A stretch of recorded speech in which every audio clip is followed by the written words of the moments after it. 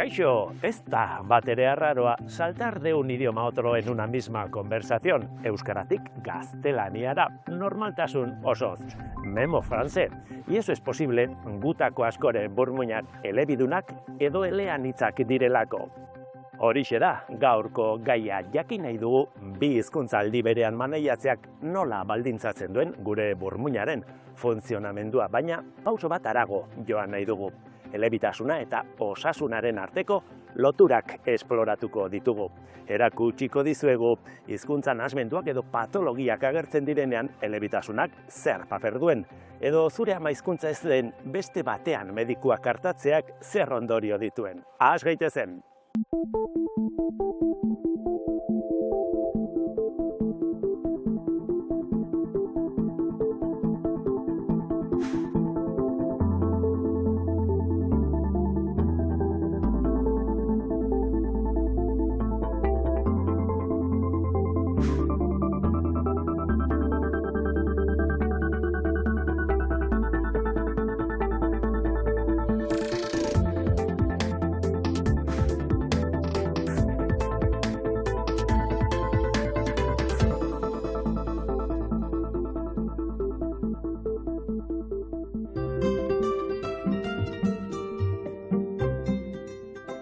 Kepa Erdozia Uriarte Euskal Herriko Unibertsitateko gogo elebiduna ikerketa taldeko kidea da. Hizkuntzalaritzan doktorea da, eta elebitasuna burmuinean nola gauzatzen den ikertzen du. Horretarako besteak beste, neuroirudikintza teknikak baliatzen ditu. Bere helburua da, elebidunen burmuinak nola funtzionatzen duten ulertzea. Gaur, zer aurkitu duen galdetuko diogu.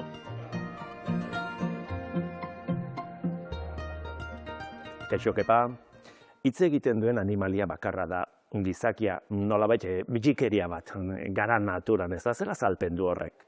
Bai, hala da, bai, gu bitxikeria bat gara, gu garelako hizkuntza nolabait jaiotzetik dakarkigun animalia bakarrak esan dezakegu, ez?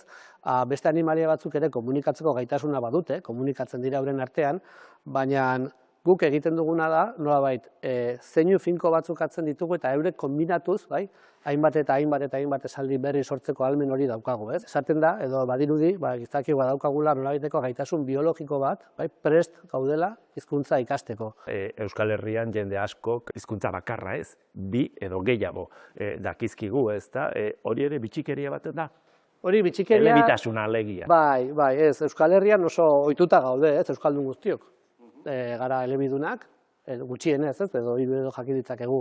Eta egia da, inguruan ditugun hizkuntza nagusi edo handiak edo, ez, izan direla bere garaian ere, nolabaiteko potentzia kolonialak edo imperialistak edo horrelako ez, eta normalean eraman dute beraien hizkuntza, ez, eta normalean inposatu nahi izan dute hizkuntza bakarra, ez, eta horregatik daukagu pertzepzio hori, normala edo norma elebakartasuna dela, ez da hori inondik inora munduan, askoz gehiago gara elebidunak, elebakarrak baino. Kontxo, zure ikergaia horixe da, intzuzen, ez da, burmuin elebidunak nola funtzionatzen duen, ez da, baina lehenik hizkuntza bat ikasten dugu, eta gero datoz, besteak ez da, nola antolatzen dira. Bigarren, hirugarren, laugarren hizkuntza horiek gure burmuinean. Bai, oso galdera interesgarria da hori ere, ez? Egia da, badirela ere, bi hizkuntzak batera ikasten dituzten aurrak, eta gero pertsonak ere ez, eta elebitasuna modu empirikoagoan edo ikertzen hasi zirenean, eta hasi zirenean esperimentazioa egiten darela, pentsatzen zuten, hizkuntza bakoitza bazuela bere esparrua garunean, ez? Bere toki fisikoa, nolabait. Bai, nolabait, ez? Eta badira bideoak, eta badira ikerketak erakusten dutenak, ez? Hemen dago Txinera, eta hemen dago Japoniera, eta hori zen pixkat egiten zen ikerketa. Gaur egun ikusi dugu batez ere ez dela horren argia, bai? Separazio edo banaketa hori ez dela horren argia, batez ere hizkuntzaz ere gero eta gauza gehiago dakizkigulako, eta badaude alderdi batzuk hizkuntzan komunak izan daitezkenak hizkuntza guztietan, bai? Adibidez, kontzeptuak, ezta? Nik hitz bat esan behar baldin badut, pentsatu dezaket, mahai bat, ezta? Mahai bat kontzeptua bera, bai nire euskaraz edo bai nire espainolez berdina izango da. Orduan, kontzeptu guztiek behin bakarrik edukita nahikoa da. Egia da gero errealizazioa, bai, izango dela, batzutan esan beharko dut maila, kresantzan esango dut, mesa espainolez, ez? Oso interesgarria. Eta nola ikertzen da hori guztia, ez dakit zer teknologia erabiltzen duzen hor gure burmuin barruan begiratzeko. Bai. Teknologia baino gehiago guk egiten duguna izaten da elebidunei nolabaiteko zangotrabak jartzen dizkiegu. Bai, eta hori, zer da hori? Bai, esperimentuak egiten dizkiegunean, gustatzen zaigu elebidunek daukaten ahalmen hori, bi hizkuntzak erabiltzeko ahalmen hori nolabait buelta bat eman eta egoera zailetan jarri gure elebidunak. Nahi zu probatu? Tranpatxoak egiten dizkiozu eta orain nire egingo dit. Nahi zu probatu? Jolastera etorri gara. Bai ba. Bida, hemen dautzat, pertso bat daukat, bai? Eta hemen dago, daude izki batzuk idatzita, bai? Tinta kolore batzutan. Esan harko idazu tintaren kolorea. Tintaren kolore. Baina, elebitasunaz ari garen ez, nahi dut erderaz, espainolez egitea hori. Amigo, ¿Prest? amigo, en español. Bai, por favor. En castellano. ¿Prest? Holaxe. Amarillo, blanco, rojo, rojo, verde, blanco, blanco, rojo, amarillo, amarillo, blanco, verde. Zaila da, Zaila ez da. Ongi egin dut. Ez. Bai, ongi egin duzu, baina normala da horrela egitea, ez? Kostatu zaizu. Horrelako trampak egiten dizkigu. Egia da, trampak egiten dizkigun bitartean, neurtzen ditugu edo beraien erreakzio denborak, edo kasu batzutan beraien begi mugimendua ere neurtzen dugu, dauzkagu horrelako eye tracker izena duten aparato batzu begi mugimenduak neurtzeko, eta beste batzutan hemen elektroenzefalografia makina bat daukagu ere, eta horrekin egiten duguna da burmuineko aktibitate elektrofisiologikoa grabatu. Existitzen da lotura berezi bat hizkuntza jakin batekin, ez? Zer eragin du horrek zientziaren ikuspuntutik? Bai, lehenengo hizkuntza beti da lehenengo hizkuntza esan dizute, batzutan bi lehenengo hizkuntza ere izan daitezke, ez? Badira ikerketa batzuk erakusten dutenak lehenengo hizkuntzan hartzen ditugun erabakiak emozionalagoak direla, bigarren hizkuntzan hartzen ditugun erabakiak baino.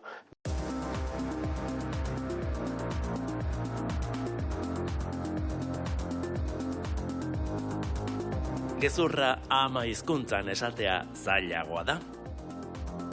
Ez. Duela gutxira arte uste izan da gezurra ama hizkuntzan esatea zailagoa zela ondoren ikasitako hizkuntzetan baino. Batipat, hiztunaren eta ama hizkuntzaren artean lotura emozional bat dagoelako. Izan ere, ama hizkuntzak lotura zuzena du gure emozioekin, oroitzapenekin eta bizitako lehen esperientziekin, eta zenbait ikerketek diote bigarren edo hirugarren hizkuntzan hartutako erabakiak arrazionalagoak direla.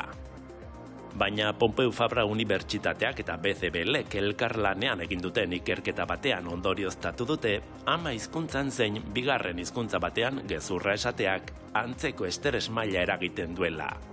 Gainera, bada kontuan hartzeko beste faktore bat ere. Gezurra esateak ez dio soilik emozioei eragiten, prozesu kognitibo exigente bat ere bada, narratiba bat sortzea eskatzen duelako. Eta prozesu hori arinagoa eta azkarragoa da ama hizkuntzan. Hiztunak hobeto menderatzen baititu lexikoa eta gramatika.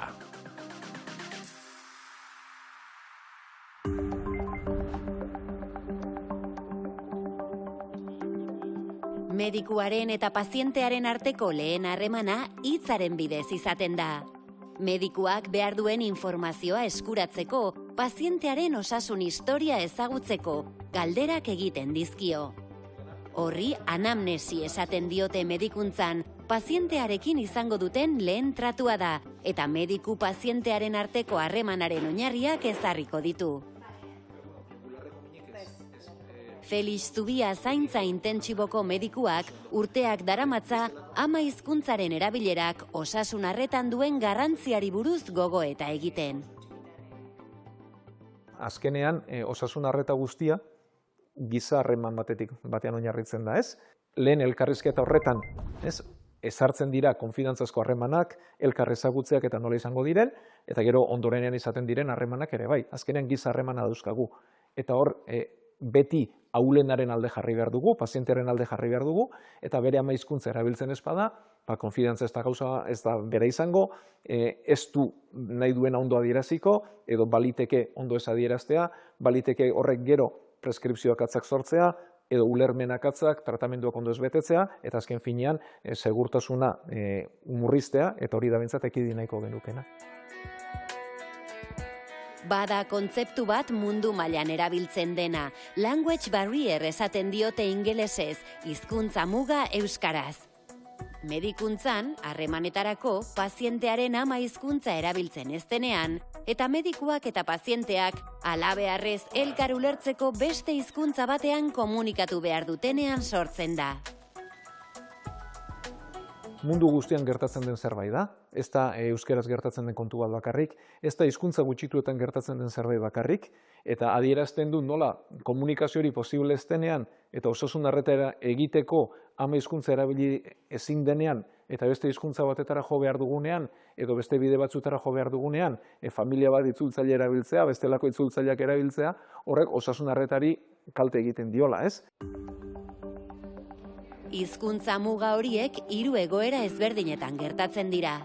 Batetik, etorkinak beste herrialde batetara joaten direnean eta bertako hizkuntza menderatzen ez dutenean. Bestetik, osasun profesionalak direnean, lurraldez mugitzen direnak eta bertako hizkuntza ezagutzen ez dutenean. Eta azkenik, hizkuntza gutxituak dauden tokietan, hizkuntza egoera diglosikoetan alegia, bi hizkuntza hitz egiten direnean leku berean. Hizkuntza mugek eragiten dituzten ondorioen gaineko ikerketa asko ari dira argitaratzen. 30.000 ikerketatik gora daude eskura. Eta ia da azken urteotan geroz eta gehiago ikertzen ari direla.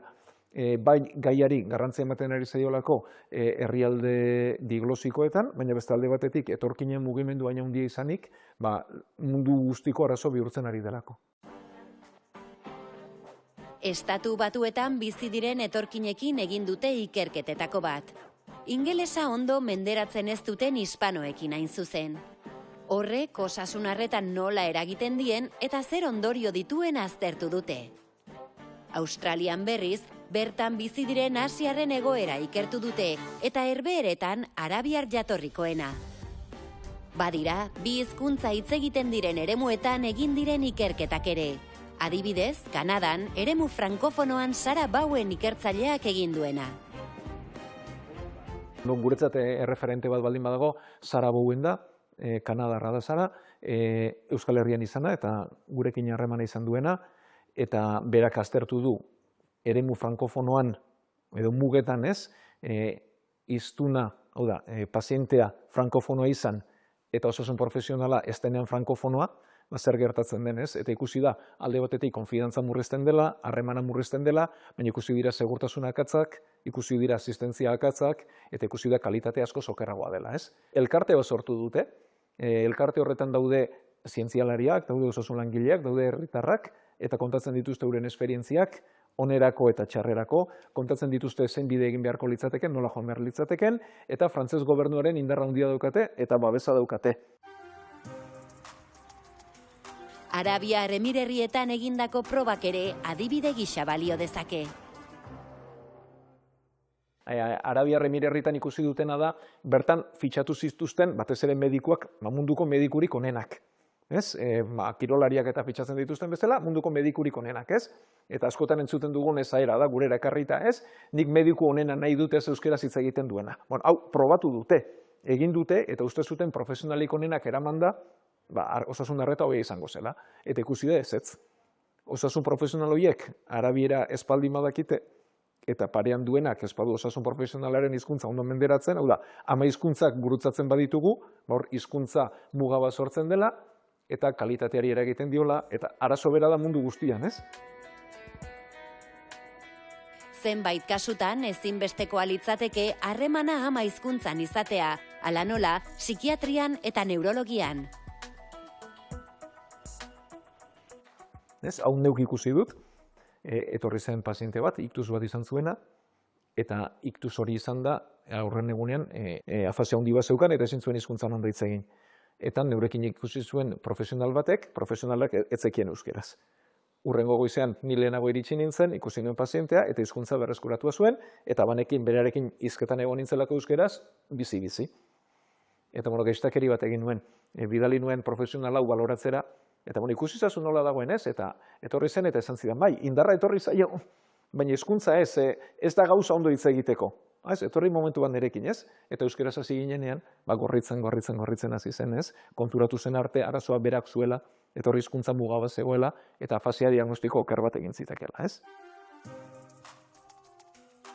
Euskal Herrian bertan, Naiara Ozamiz psikologian doktoreak ikerketa egin du, eta ikusi du, psikiatrian erabiltzen diren galdetegiak ama hizkuntzan bete edo bigarren hizkuntza batean betetzeak, emaitza ezberdinak ematen dituela.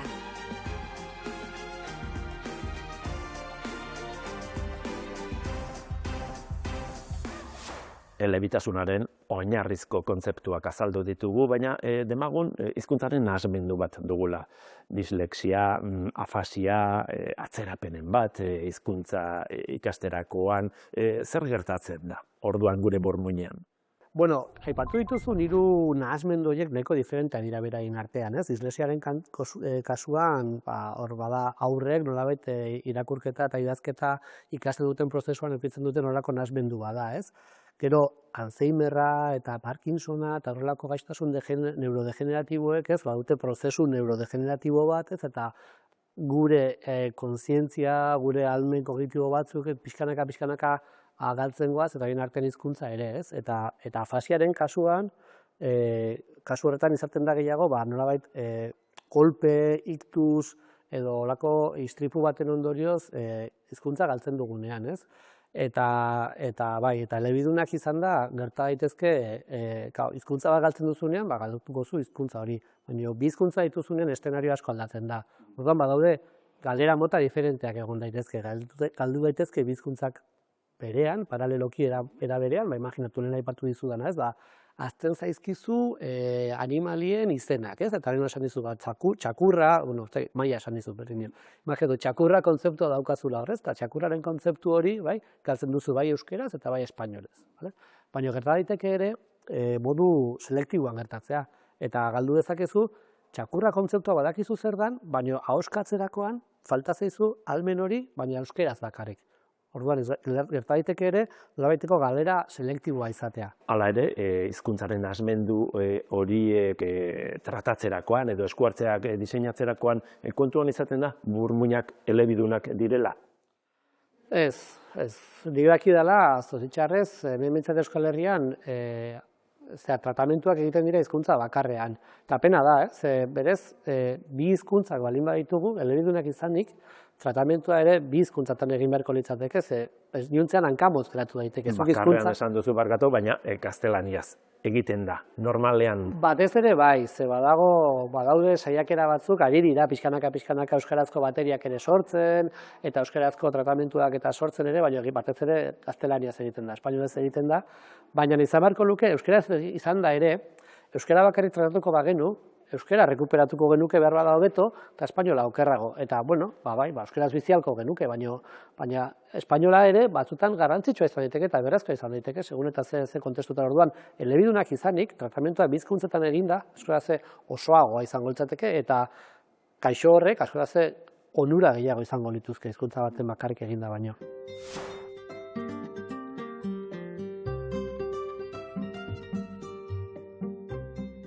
Dislexia hizkuntzaren nahasmendu bat da. Irakurtzeko, idazteko eta behar bezala letraiatzeko trebetasunari eragiten dio batez ere. Dislexia duten pertsonek zailtasunak izaten dituzte hitzak ezagutzeko, soinua eta letrak lotzeko edo arin irakurtzeko. Garunak hizkuntza prozesatzeko modu desberdina du. Baina zer gertatzen da garuna elebiduna edo eleanitza bada? Hau da, dislexia duen pertsonak hizkuntza bat baino gehiago hitz egiten badu.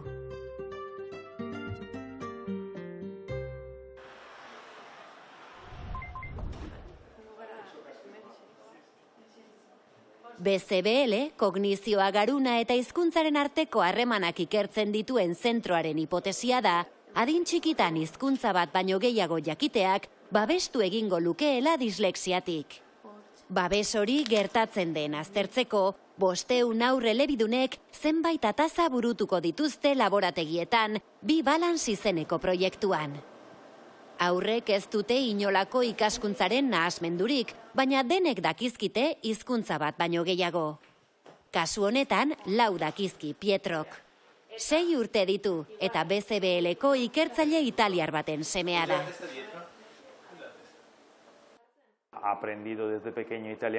Txikitatik italiera ikasi du, etxean italieraz egiten dugulako.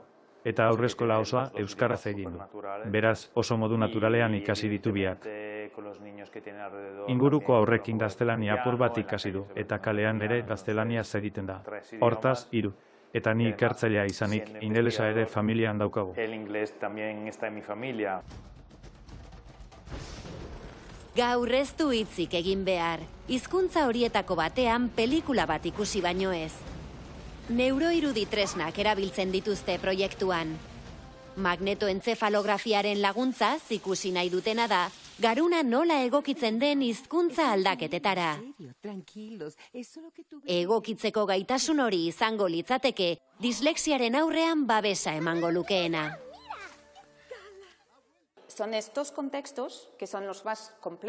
Hain konplexuak diren testuinguru horietan, aurren garunek gain esfortzu bat egin behar dute. Hasieran kosta egingo zaie, baina epe luzera garunak egindako esfortzu hori indargune bihurtuko da. Eta dislexia izateko arrisku genetikoa balu, lagundu egingo lioke. Egokitze gaitasun horrek gainera, beste egoera batzuetan ere lagunduko luke.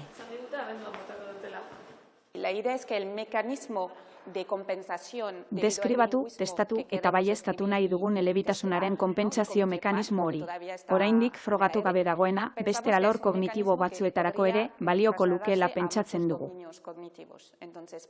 Adibidez, arreta urritasunaren kasuan, edo istripu baten ondorioz irakurtzeko gaitasuna galdu denean. Afasiabak adibidez. Uste dugu mekanismo hori gauza askotara zabaldu daitekeela.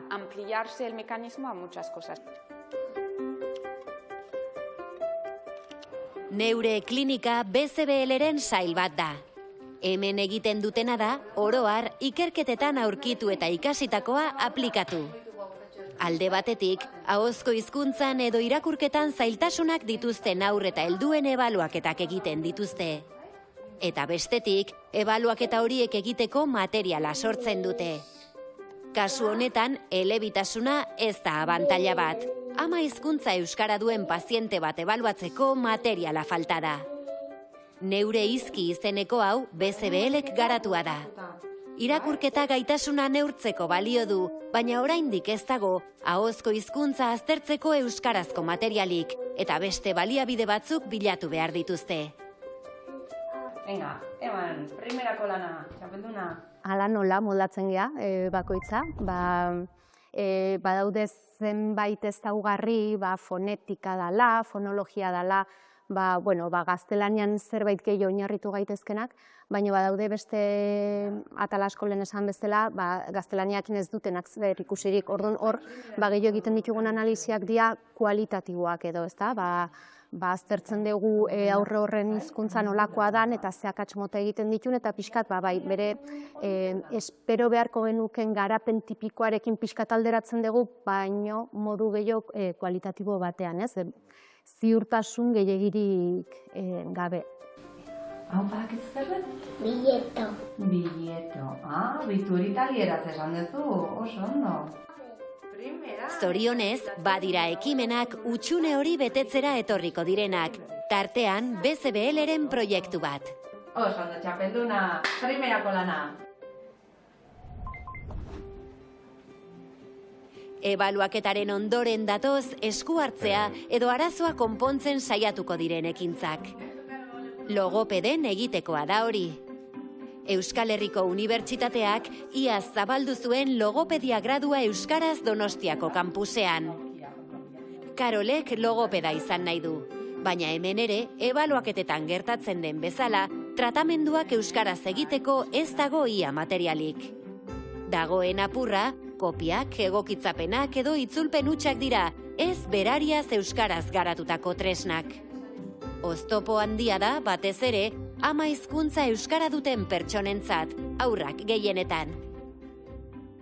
Zientziak esaten duen bezala, tratamendua eraginkorra izateko, individuala izan behar da, eta pertsona bakoitzari egokitua izan behar da. Orduan, kontuan hartu behar ditugu, pertsona baten ezaugarri individualak, adina, nahasmendu mota, larritasuna, eta era berean bere familia ingurua, eta noski ama hizkuntza. Ama hizkuntza erabiltzen dugunean, tratamendua izango da eraginkorragoa, zehatzagoa eta pertsonarekiko errespetutsuagoa. Hartuan nasa, eta esango dugu, 3 arte. Gainera, ama hizkuntzan egiten diren tratamenduek, izan euskaraz, izan gaztelaniaz, eragin bikoitza dute, nolabaiteko albo ondorio positibo bat.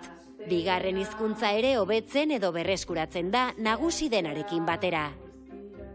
Hizkuntza askorentzat tokia dago gure burmuinean, eta abantaila itzela da denak erabiltzeko gai izatea. Pietro adibide ona da. Txau, mama. Eta euskeraz, nola, Pietro? Kaixo, mama. Elebiduna izatea edo eleanitza izatea abantaila dela inor gutxi ukatuko du, ezta? Zer dio zientziak horren inguruan? Bai, zientziak erakusten du hori, hizkuntza jakinda, hori lehen esan dizudan bezala, jakituria metalinguistiko edo metahizkuntzazko ezagutza handiago izango dugula, eta horrez gain, aipatu nahi baldin badituzu bestelako abantailak behintzat, hizkuntzaz haratago joazten abantailak aipatzera baldin bagoaz, hor eztabaida oraindik amaitu gabe dago, bai? Elebitasunak nolako abantailak dituen edo desabantailak izan ditzaken edo eztabaida oraindik amaitu gabe dago. Baina egia da, erabakiak hartzeko garaian edo informazio kontrajarria daukagun garaian edo nolabaiteko abantaila txikiren bat edo ote dagoen erakutsi dute zenbait ikerketak.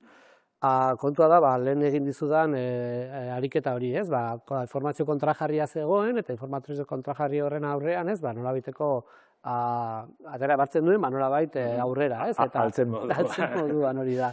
Orduan, ariketa horiek laguntzen digute, aktibazio eta inhibizio ariketa horiek nolabait laguntzen digute gero beste modutako ariketak egiten. Afasia edo Alzheimerra edo Parkinsona bezalako gaixotasunak jasaten dituztenek, nolabait egiten dituztenak, joaten direnean tratamentu egitera.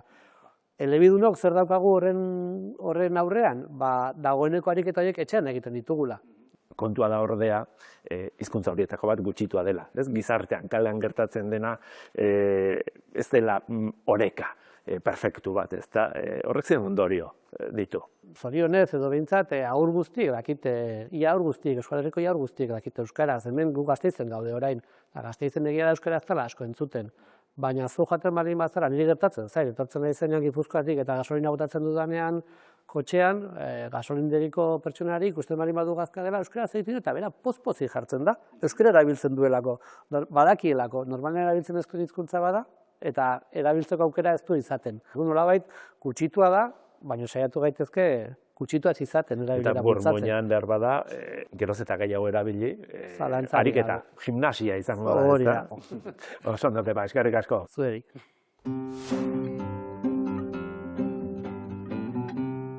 Euskararen eguna izan da aste honetan eta euskara da gaztelania eta frantsesarekin batera gure elebitasun edo eleaniztasunaren protagonistetako bat.